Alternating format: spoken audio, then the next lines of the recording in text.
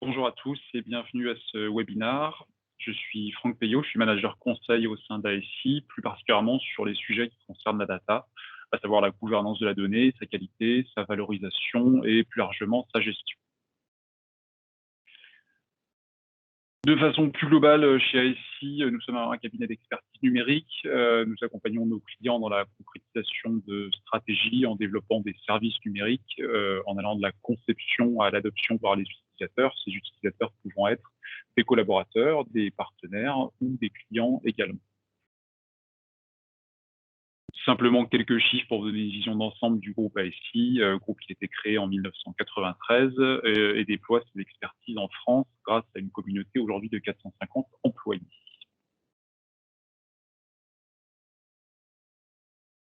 Pour le sujet qui nous intéresse aujourd'hui, nous allons donc parler des données de référence et de leur gestion. Je vais commencer sans plus attendre par les définitions des concepts que l'on met derrière ces mots. Donc les données de référence, ce sont les données les plus critiques pour permettre l'activité principale d'une entreprise ou d'une organisation. En corollaire, on pourrait dire que ce sont ces données qui contiennent généralement l'information qui correspond au cœur du business model de l'entreprise et également celles qui participent le plus fortement au processus de l'entreprise. La gestion des données de référence ou master data management consiste à définir pour ces données critiques un point de vérité centralisé, unique, fiable et accessible. Et nous allons voir ensemble aujourd'hui ce qui est à mettre en place pour arriver à ce point de vérité. Donc ça, c'était la définition dans sa vision la plus théorique. Pour être un petit peu plus concret, généralement, les typologies principales de notre référence qu'on va chercher à maîtriser, ce sont par exemple les tiers. Donc les tiers, ça peut être les clients, les prospects, les fournisseurs, les collaborateurs. Et on va chercher ici à consolider des informations sur des personnes physiques, sur des personnes morales, pour arriver à une vision fiable et complète. On a aussi assez classiquement les produits et les services. Donc là, on va se demander, est-ce que je maîtrise mon catalogue de produits et de services suivant les différents canaux par lesquels il peut être consulté? Est-ce que je maîtrise la manière dont mes services, par exemple, sont assemblés pour former une offre composite? Est-ce que je suis capable de trouver une information fiable sur une fiche produit consolidée? On peut penser également aux organisations, donc au site de production d'une entreprise, à leur centre de profit, à la hiérarchie organisationnelle dans son ensemble, avec des questions qui vont se poser sur la capacité à assurer, par exemple, un pilotage local fiable, tout en étant en cohérence avec des modèles d'un grand groupe. Et dernier point en exemple que je citerai, ce seraient les structures comptables ou financières sur lesquelles je vais me demander comment est-ce que je vais pouvoir réaliser mes consolidations de comptes mensuelles, annuelles, comment est-ce que je vais pouvoir aider l'entreprise à prendre des décisions en fournissant rapidement un état des lieux comptable fiable. Une fois qu'on a défini ce qu'était la donnée de référence, ou ce qu'elle pouvait être par quelques exemples, pour arriver à faire une gestion des données de référence et fournir justement cette vision unique qui soit comprise et partagée, il va falloir faire vivre ce qu'on appelle une donnée maître, qui va fonder sa définition sur un maximum de sources disponibles.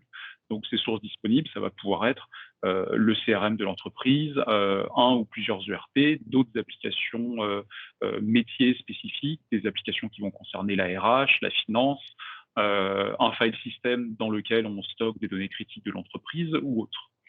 Et à partir de ces sources, nous allons définir des règles et des procédures pour pouvoir assembler nos données en une vision unifiée.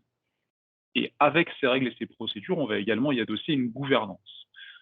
Donc, on comprend dès lors que cette gouvernance, elle va être tournée vers les métiers, ce qui va leur permettre de porter une vraie responsabilité sur les données qui leur appartiennent. Donc, on va alors parler de data owner quand on va parler des métiers. Et ensuite, on va appliquer des règles et effectivement suivre des procédures pour leur mise à jour. Et on va aider en cela les métiers à jouer un rôle dans cette démarche. Donc, cette logique basée sur la gouvernance, les règles et les procédures, elle va contribuer à faire de la gestion des données référentielles un enjeu majeur de l'entreprise qui va pouvoir gouverner ces données par le biais des métiers plutôt que de le faire seulement en administrant des objets techniques que sont par exemple les bases de données par le biais de la DSI. Maintenant que nous avons défini de façon générale les données référentielles et ce en quoi consiste le Master Data Management, intéressons-nous plus particulièrement aux enjeux et aux objectifs de cette approche. Le premier enjeu que je vais citer, c'est celui d'être capable de répondre à des problématiques qui vont concerner la qualité de la donnée. On peut souvent démarrer une initiative autour de la gestion des données référentielles pour répondre à des défauts de qualité de la donnée sur tous les critères sur lesquels on peut décliner cette qualité de la donnée, sa fiabilité, son exactitude, son unicité, même sa conformité. Et c'est sur ces sujets-là qu'on va pouvoir, en tout cas, arbitrer une opportunité de dire oui, il peut être nécessaire de faire une gestion des données référentielles pour améliorer notre qualité de la donnée. Un deuxième point, ça serait celui d'identifier les cas d'usage qui peuvent être répondus par la gestion des données référentielles. Et donc, cette identification des cas d'usage, je vais encore parler de métiers, mais elle va se faire avec les métiers en disant quelles sont les problématiques qui sont rencontrées et quels sont les cas d'usage que l'on pourrait traiter en faisant de la gestion des données référentielles, ce qui va nous permettre d'en obtenir même une assez grande liste, puisqu'il y aura plusieurs cas d'usage qui seront listés, et on va, à partir de ce point-là, pouvoir les prioriser et les traiter par itération, ce qui nous permettra de nous mettre dans une ambition croissante autour de la gestion des données référentielles.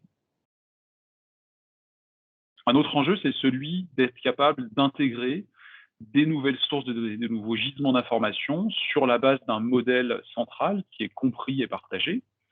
On a des données à la fois dans l'entreprise, des données qui gravitent autour de l'entreprise avec des données de partenaires, des données publiques. Et la gestion des données référentielles va permettre de définir des modèles de référence auxquels on va pouvoir relier ces nouveaux gisements d'informations. Un des enjeux, au-delà d'une quelconque réalisation technique sur un projet MDM, c'est d'acculturer les métiers à la data. C'est un passage obligatoire parce qu'ils vont devoir jouer un rôle qui historiquement ils ne jouaient pas dans la plupart des entreprises. Nous allons les mettre en responsabilité et leur donner les clés pour qu'ils maîtrisent leurs données qui sont aujourd'hui un actif clé pour eux.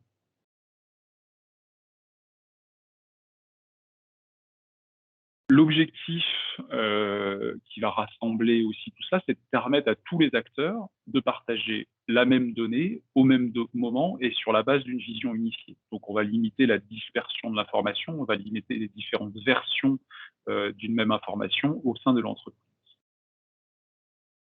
Et pour ne pas parler que des métiers, d'un point de vue purement informatique, on va aussi avoir l'objectif d'intégrer ces données maîtres, les processus qui les régissent, les modèles, les rôles dans l'organisation et dans l'architecture du système d'information qui va porter ultimement ce type d'initiative.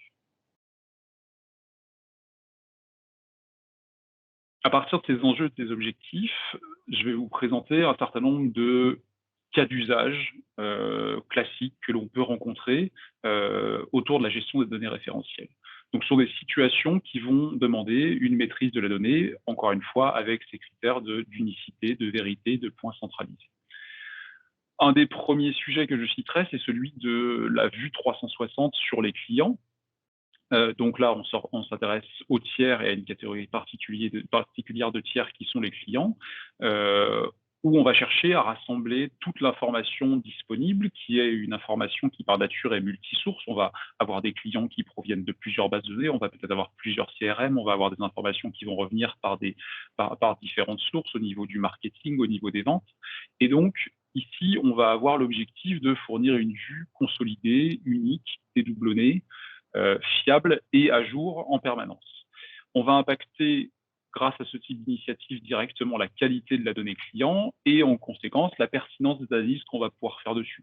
Si on veut commencer à adosser sur une base de données client des algorithmes d'intelligence artificielle, de l'analytics, sur une réflexion sur une segmentation client, on va pouvoir le faire sur une meilleure qualité de données et donc une amélioration de notre connaissance client, de notre KYC.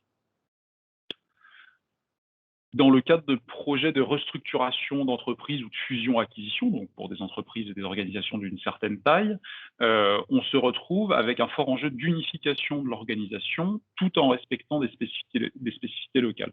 Quand on va avoir un groupe qui va fusionner avec un autre, quand on va avoir une intégration d'une nouvelle société à l'intérieur d'un groupe existant, la gestion des données référentielles va alors avoir pour but de prendre en compte l'existant de chacune des entités pour définir les règles permettant d'obtenir une vision commune.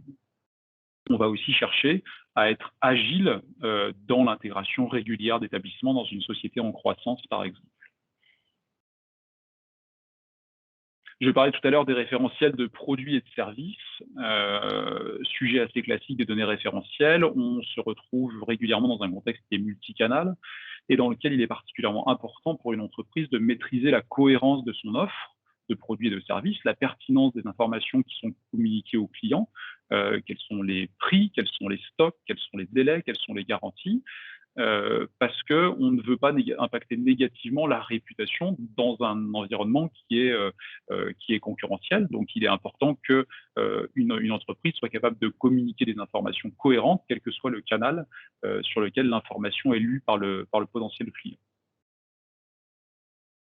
Donc là, on s'intéresse à la donnée qui est exposée au client. Si on s'intéresse davantage à la donnée interne à une entreprise, on va avoir un sujet sur la gestion des données collaborateurs.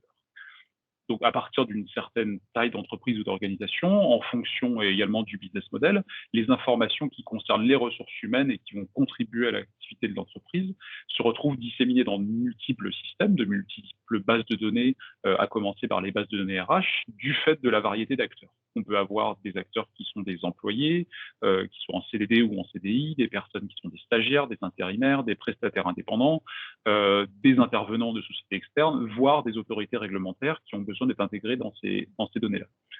Et donc, il est indispensable dans ce genre de situation d'avoir une vision unifiée de cette donnée pour être capable d'avoir une vision complète de ce que représente la workforce, d'être capable de déterminer par exemple le nombre de TP nécessaires à la production moyenne d'un mois dans le cas d'une usine, ou le coût total de la main-d'œuvre, ou même potentiellement répondre à des autorités réglementaires sur des éléments de sécurité pour être capable de déterminer combien de personnes composent réellement les équipes qui travaillent. Un autre grand domaine qui va demander de la gestion des données référentielles, c'est ce qui va concerner le secteur public, qui est pourvoyeur de beaucoup de problématiques pour ces sujets MDM. Par exemple, dans le domaine de la santé, on est dans une situation où les informations sur un patient doivent être de manière cruciale, complètes, uniques, fournies en temps réel, alors que justement ces informations de santé qui vont pouvoir concerner ses antécédents, des allergies, son suivi médical, peuvent provenir de sources diverses selon les situations. Et donc, on a un besoin de gouvernance qui va plutôt se faire au travers de dédoublonnage, de travaux en back-office pour maintenir ce qu'on va appeler un registre patient. Donc, ces sujets-là peuvent être traités par. Alors, il y a des solutions du marché qui, évidemment, sur le monde de la santé, sont spécialisées et qui vont couvrir également répondre aux normes de sécurité, aux normes de confidentialité qui sont nécessaires sur ce type de sujet. Également dans le domaine public, celui des collectivités territoriales, connaît une situation dans laquelle les données sont dispersées, encore une fois, dans de multiples sources de données. Ça vient de la diversité des rôles joués par un citoyen sur un territoire, par exemple. Un citoyen sur un territoire va pouvoir être, par exemple, propriétaire d'une parcelle de cadastre, il va être parent d'élève, il va être membre d'une association locale ou autre. Et lorsque des multiples systèmes différents contiennent ces données, on va se retrouver dans une situation où il est indispensable de mettre en place un référentiel citoyen unique qui va permettre d'améliorer la pertinence et la qualité des services proposés. Donc, une collectivité va avoir tout intérêt à bien connaître la répartition de ses citoyens en ayant une vision dédoublonnée et de bonne qualité pour leur proposer des services qui sont adaptés et également potentiellement fournir des statistiques fiables et précises à des organismes de financement qui vont se baser sur un nombre de personnes dans une collectivité ou des autorités de régulation.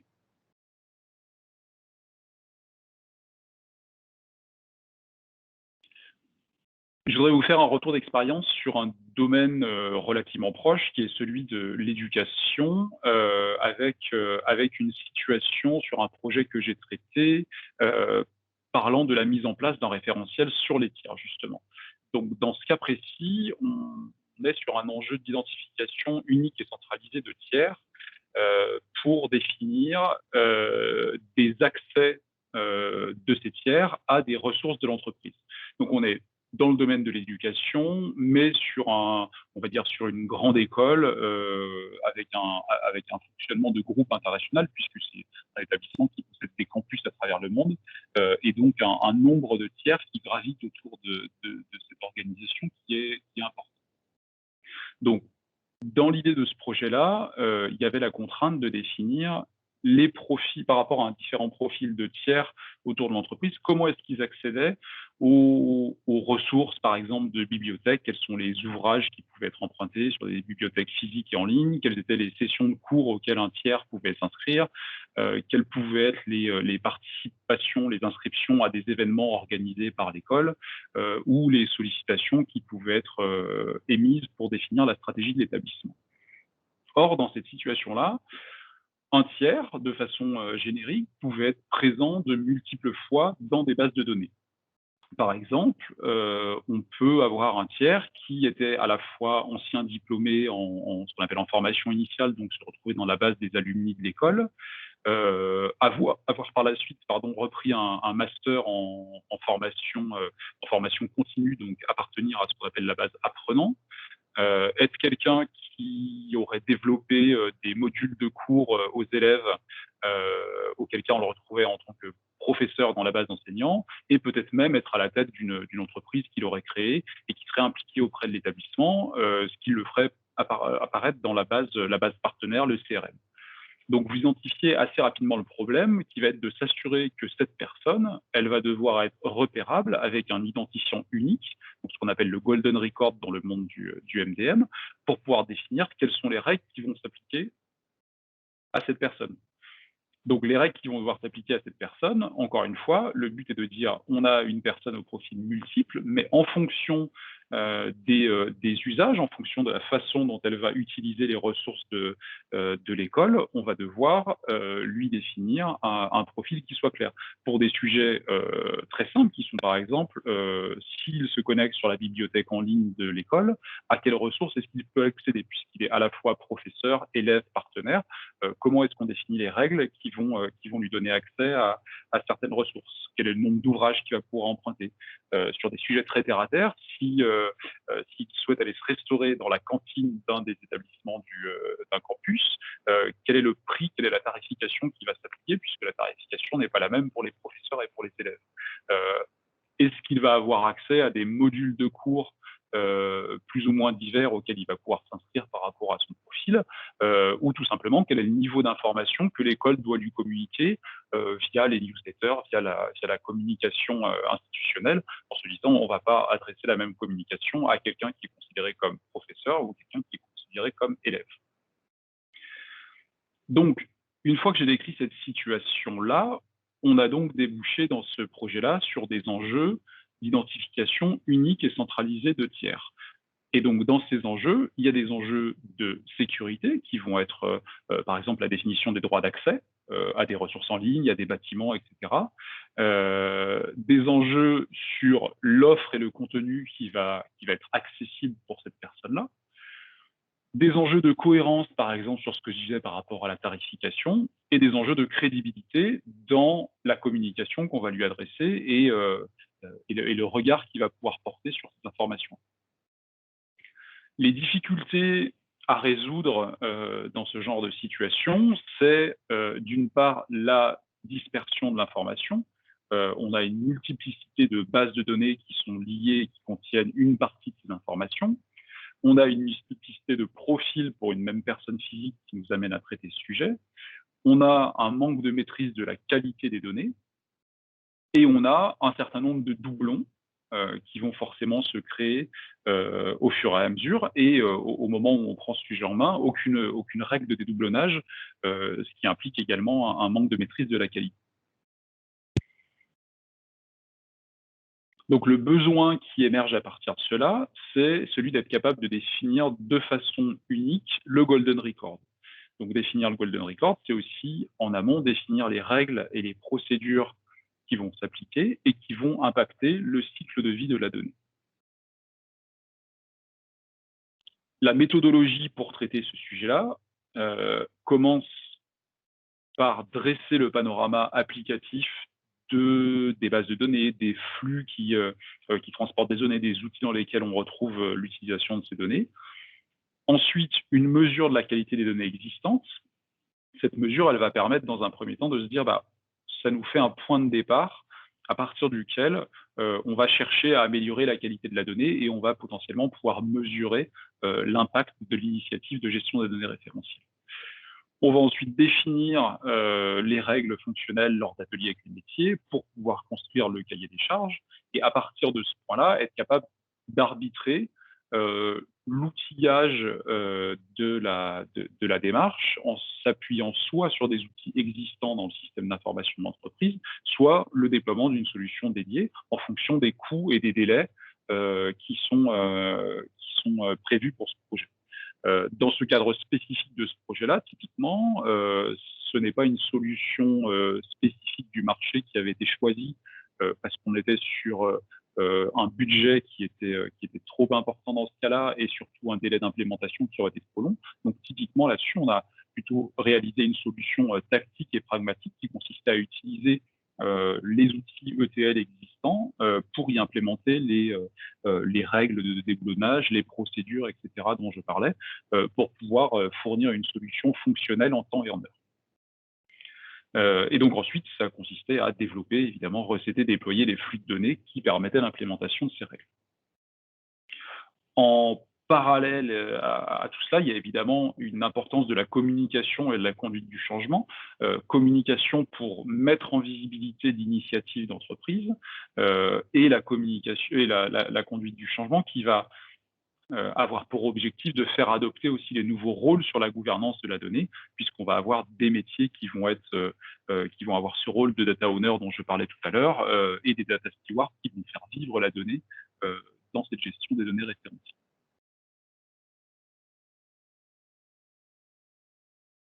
Donc, la vision à avoir sur une initiative de gestion des données référentielles, c'est qu'il ne s'agit pas de lancer un grand projet informatique pour définir autoritairement où se situe la vérité contenue dans les données. On va bien parler d'une initiative qui va être orientée vers le métier, qui idéalement doit être portée par le métier et qui va apporter de la valeur au métier par rapport à la gestion des données dont ils sont propriétaires. Il s'agit d'une initiative d'entreprise au sens large, donc sur laquelle il est encore une fois nécessaire de trouver un sponsor du côté du métier ou même de la direction générale qui va construire avec les sachants fonctionnels les règles et les processus qui permettent de définir la source unique de vérité. La gestion des données référentielles, elle ne se cantonne pas aux silos classiques de données que sont le RP, le CRM, la base RH, les données financières, mais elle a aussi pour but d'être capable de s'ouvrir à toute forme de données nouvelles et d'aller chercher des gisements d'informations hors de ceux qui sont classiquement utilisés. La gestion des données référentielles se fait de façon itérative. Elle est projetée sur le plan stratégique de l'entreprise et elle doit aussi être capable de prouver sa valeur dès les premiers périmètres de données qui sont priorisés et qui sont réalisés.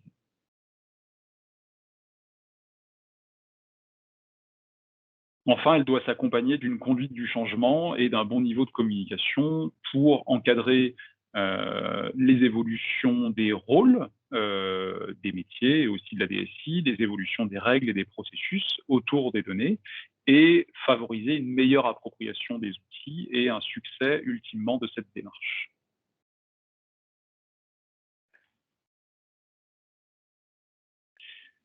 Chez ASI, la méthodologie que nous portons autour des projets de gestion de la donnée référentielle, c'est avant tout d'être capable de faire une évaluation de la maturité de l'organisation quant à la gestion des données au sens large, car il est important de savoir quel est notre point de départ au niveau de la culture data, de savoir de savoir qui est à quel niveau de maturité parmi les acteurs métiers et SI.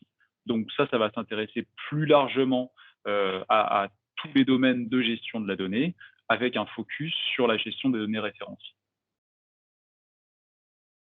Suite à l'évaluation de la maturité, ce que nous réalisons, c'est une acculturation. Cette acculturation, elle est orientée grâce aux résultats obtenus à l'étape précédente et grâce à l'ambition que l'on impulse pour la data dans la stratégie de l'entreprise. Donc cette acculturation, elle va concerner à la fois les équipes DSI, à la fois les équipes métiers. Le format peut être différent, on ne part pas du même niveau de maturité, on ne part pas du même niveau de connaissance. Il y a des éléments un peu plus techniques qui peuvent être fournis en acculturation aux équipes de la DSI, des éléments beaucoup plus fonctionnels quand on va travailler avec les métiers. Dans ces 2 premières phases, on prend déjà une bonne partie des informations préliminaires sur les besoins futurs qui vont être exprimés au travers des manques actuels, au travers des informations qui sont remontées par les acteurs rencontrés sur ces phases-là. Une fois que cela est fait, nous allons définir le périmètre ou les périmètres de données qui vont être concernés. J'ai parlé de cas classiques comme les tiers, les produits, les organisations, mais on peut très bien se retrouver dans une entreprise, dans une organisation, avec un tout autre domaine de données qui est très spécifique au métier, qui est très spécifique au business model de l'entreprise, et qu'on va mettre dans la liste et prioriser parce qu'il est identifié comme plus critique ou peut-être même plus rentable pour l'entreprise. Une fois qu'on a défini le ou les périmètres, il va être à ce stade nécessaire à notre sens de procéder à un arbitrage. Cela signifie qu'on va devoir prendre le temps de se dire que vis-à-vis de la maturité évaluée, vis-à-vis de l'acculturation et vis-à-vis du périmètre qu'on va avoir défini, est-ce qu'on imagine des gains d'une opportunité de gestion des données référentielles? Est-ce qu'on est bien sur une validation de cette opportunité, ou alors on est sur une autre typologie. On va peut-être se rendre compte que dans l'évaluation de la maturité, dans la définition du périmètre, on est sur un pur problème de qualité de la donnée, mais sans lien avec la donnée référentielle. On va peut-être plutôt avoir à retravailler sur les processus qui contribuent à la dégradation de la qualité de la donnée. Donc, à ce stade, on peut avoir plusieurs situations. Donc, une fois que l'arbitrage est réalisé, soit on sort d'une vision des données référentielles, on va dire, on s'échappe de ce chemin-là et on traite le sujet autrement, soit on va alors rentrer dans un premier cycle sur le premier périmètre qu'on aura priorisé. Donc, dans ce premier périmètre, on va rentrer dans une première phase classiquement de cadrage dans laquelle nous allons mobiliser les équipes métiers, les équipes SI pour définir le cahier des charges, rédiger, suivant le mode de fonctionnement, les spécifications, le backlog, les user stories si on travaille en agile.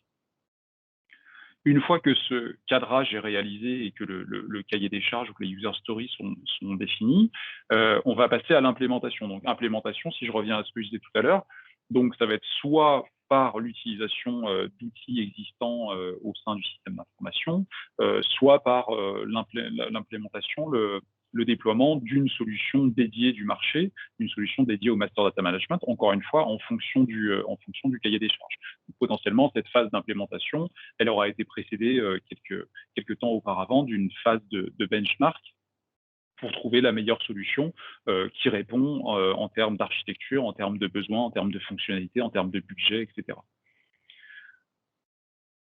Une fois que cette implémentation est faite et son développement, sa recette, son déploiement, etc., on va pouvoir tout de suite réaliser une mesure du ROI. Cette mesure du ROI, cette première initiative, elle va avoir beaucoup de sens puisqu'elle va vous permettre de dire par rapport aux gains qui étaient attendus, voilà ce qu'on va obtenir par rapport à, ça peut être du gain de temps sur les équipes qui étaient d'habitude mobilisées pour gérer les problèmes de qualité de la donnée, ça pouvait être du gain de retraitement de données sur des données qui étaient classiquement en doublon. Et au-delà du ROI, on va aussi pouvoir réaliser un premier retour d'expérience pour se mettre dans une démarche d'amélioration continue. Pourquoi est-ce qu'il est important de se mettre dans une démarche d'amélioration continue? C'est parce que le but, c'est que cela va servir les itérations suivantes, qui peuvent être multiples et enchaînées sur d'autres périmètres de données. Et du coup, on va chercher à se dire, voilà, qu'est-ce qui a bien marché, qu'est-ce qui a moins bien marché et qu'on peut améliorer pour que les périmètres suivants de données puissent être traités de façon plus efficace, avec une mobilisation différente des métiers, avec un nombre de ressources DSI impliquées qui serait différent. Et donc, une fois qu'on a fait ce retour d'expérience, on peut donc enchaîner sur notre démarche itérative et réaliser un certain nombre d'itérations sur les périmètres de données qui vont se dérouler là sur plusieurs mois, potentiellement sur plusieurs années dans une stratégie d'entreprise. Et c'est bien cette démarche itérative qui nous permettra de dire qu'on est effectivement lancé dans une démarche vertueuse de gestion des données référentielles. Merci à vous tous pour votre attention sur cet exposé. Je suis à l'écoute de vos questions s'il y en a. Merci beaucoup, Franck. Alors, on n'a pas beaucoup de questions. On a une question de Sana, mais je pense que tu as déjà répondu. Les compétences des collaborateurs sont-elles considérées dans le référentiel des données collab? Alors, les compétences des collaborateurs, elles sont, alors si je comprends bien au sens compétences, quels sont les sujets sur lesquels ils peuvent intervenir. On va mettre derrière ça les informations sur leur formation, sur les outils auxquels ils sont habilités à travailler. Ce n'est pas forcément à inclure dans la donnée référentielle, au sens où ce n'est pas forcément une donnée qui va devoir être utilisée par beaucoup de processus d'entreprise. C'est-à-dire que le processus de gestion des compétences est un processus à part entière qui, voilà, il y a le processus de gestion des compétences, les liens avec la formation, mais c'est pas nécessairement une donnée référentielle au sens où elle ne va pas être partagée avec de multiples processus d'entreprise. Donc l'information sur les collaborateurs qu'on va chercher à partager, on va dire c'est de l'information plus centrale sur les collaborateurs, qui est capable de s'assurer qu'on n'a pas une multiplicité d'un même collaborateur dans une base de données RH. Typiquement dans un certain nombre d'entreprises, quand on a des personnes qui viennent réaliser des vacations ou des remplacements et donc qui vont venir travailler 3 semaines au mois de janvier, puis ensuite faire autre chose, puis qu'on va ressolliciter 2 semaines au mois de mars, etc. On va potentiellement avoir, selon les systèmes, une recréation d'un nouveau record dans la base, d'un nouvel enregistrement dans la base RH, et à terme, on va incrémenter ces informations sans être capable de gérer le fait que c'est bien une seule et même personne qui a travaillé à chaque fois. Alors, nous avons une autre question.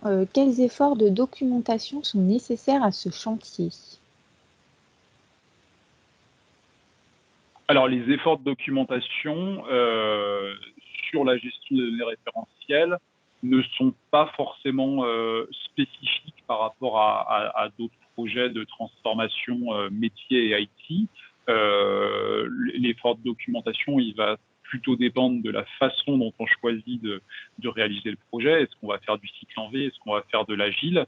Ça peut se faire dans les différents modes de fonctionnement, évidemment.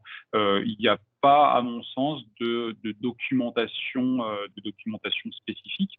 Là où il y a une spécificité dans l'approche, c'est qu'on va avoir un triptyque autour du recueil des besoins et des spécifications qui va être de s'orienter à la fois sur le modèle de données pour avoir un modèle central de données de référence, des processus qui vont faire vivre ces données et de la gouvernance, donc c'est-à-dire des acteurs qui vont avoir un rôle sur ces données.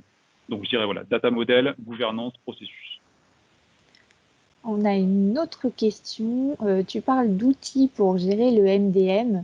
Est-ce que tu peux nous dire quels outils, justement, nous préciser un peu cette question? Alors sur l'outillage, alors comme ça, il y a deux visions. Enfin, il y a déjà une première vision qui est la vision conseil, c'est déjà de se dire l'outil n'est pas forcément la première chose à laquelle on va réfléchir. On va réfléchir au cadrage du besoin, le retour d'expérience que j'ai fait.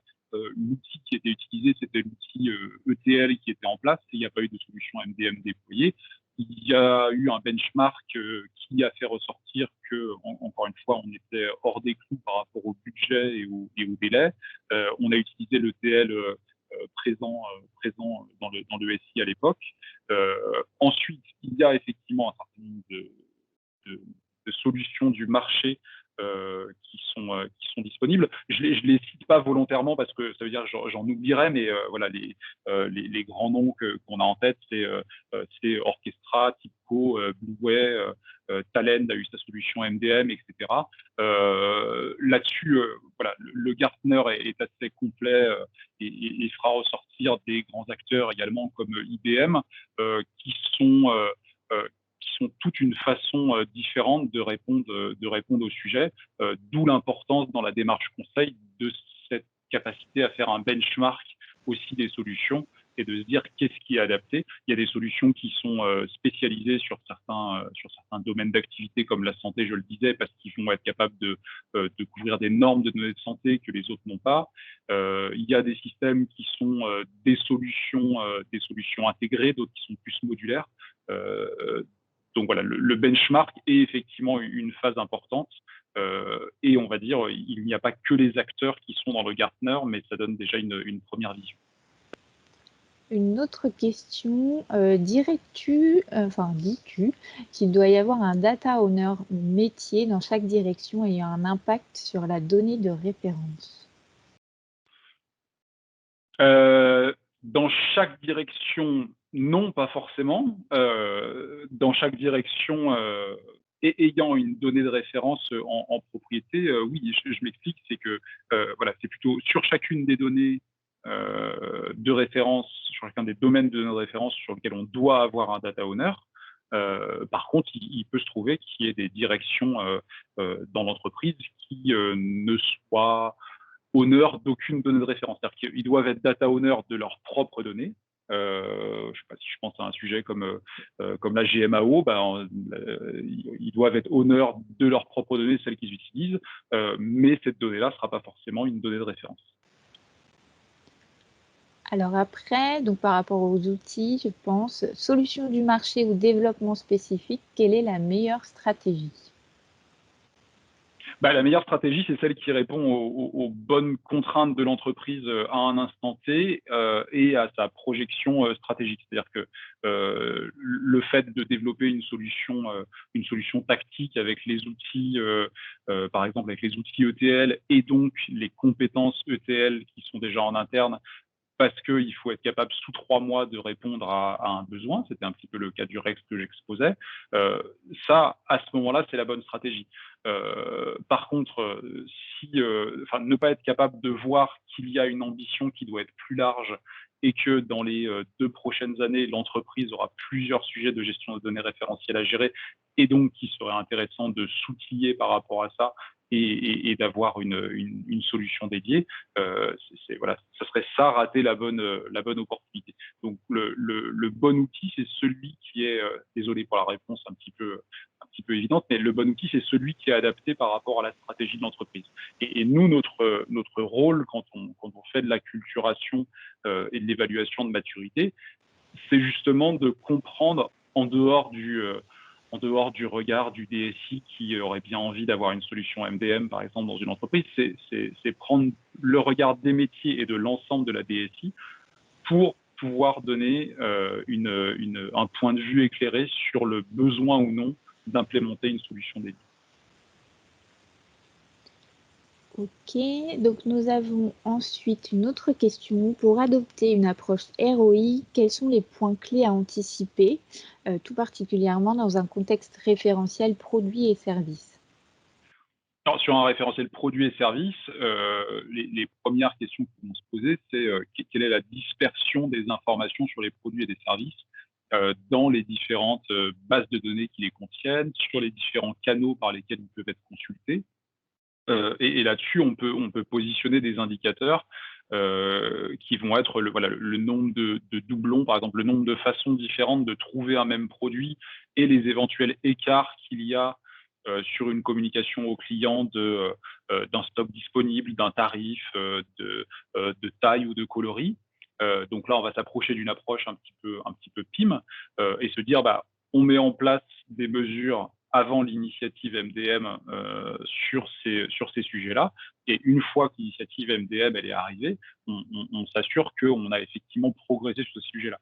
Et donc ces mesures-là, elles peuvent, si on a fait le travail nécessaire en amont, elles peuvent se traduire en retour sur investissement, puisqu'on va avoir moins de personnes, moins de TP qui vont être sollicités sur le dédoublonnage, on va avoir moins de temps qui va être consommé à mettre à jour plusieurs fiches produits quand il y a une modification d'une caractéristique.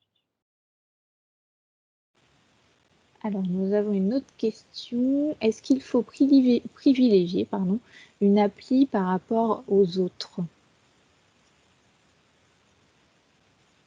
Peut-être qu'elle a besoin un petit peu plus de précision, cette question. Est-ce que, Mohamed, vous pouvez préciser un petit peu la question que Franck puisse vous répondre? Sinon, on a une autre question. Vaut-il mieux un MDM centralisé, ou dispatché dans les outils métiers, ERP, RH, etc., ou les deux?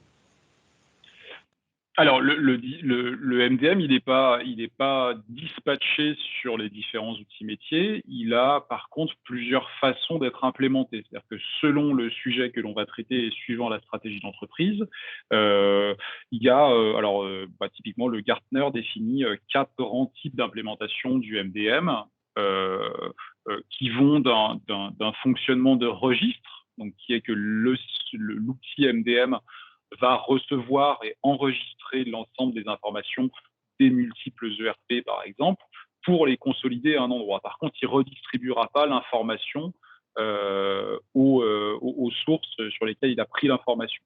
Et puis, on va aller jusqu'à un mode de fonctionnement qui est un mode de fonctionnement centralisé, dans lequel finalement, si on parle d'un référentiel collaborateur, il y avait initialement des bases RH, un Active Directory dans lequel on avait créé des informations. Et on va passer dans un mode dans lequel c'est le référentiel collaborateur qui va être le point central de création et d'administration des collaborateurs. Donc, tout sera créé dedans, ce qui permettra un contrôle de la qualité, ce qui permettra, si on a un nouvel employé ou une nouvelle personne qui vient faire un remplacement pour 3 semaines et qu'on le crée dans la base, ça va nous dire attention, cette personne existe déjà et donc on évite de créer un doublon. Donc, on va avoir un fonctionnement qui va être centralisé et tout va passer par le MDM. Et puis, entre ces deux, entre le monde du registre et le monde du centralisé, on a d'autres fonctionnements qui vont être plutôt ce qu'on appelle de la coexistence ou de la collaboration et dans lequel on est sur des fonctionnements hybrides. Ah oui, alors je revoyais la question sur les applications à privilégier et les plusieurs sources de données dont ça peut provenir. Non, les règles sont à définir à chaque fois de façon spécifique. Si j'essaye de donner un exemple sur le cas que vous citez, s'il y a plusieurs CRM dans une entreprise, typiquement si une entreprise est un grand groupe qui a fusionné, qui a racheté ses concurrents ou des sociétés qui faisaient à peu près la même activité, et on peut se retrouver avec entre 5 et 10 CRM différents. Non, il n'y a pas de raison d'en privilégier une par rapport aux autres. Il va falloir définir quelles sont les règles, et ces règles, elles peuvent être assez spécifiques en fonction d'un certain nombre de critères. Dans le retour d'expérience que je vous donnais sur le fonctionnement dans une grande école, on va avoir un tiers qui est présent dans plusieurs bases, à la fois celle des professeurs, à la fois celle des anciens diplômés, etc. Selon l'usage sur lequel on va vouloir déterminer le profil, il peut y avoir une priorité qui est donnée à une base tiers plutôt qu'une autre. C'est-à-dire que si c'est pour aller à la bibliothèque, peut-être qu'on va en premier regarder son rôle d'apprenant avant celui d'élève, mais ça, c'est des règles qui sont définies avec les métiers qui sont implémentées. Ok, merci Franck. Est-ce qu'on a quelques dernières questions avant de terminer ce webinaire? Je pense que non. Donc, merci beaucoup pour ta présentation.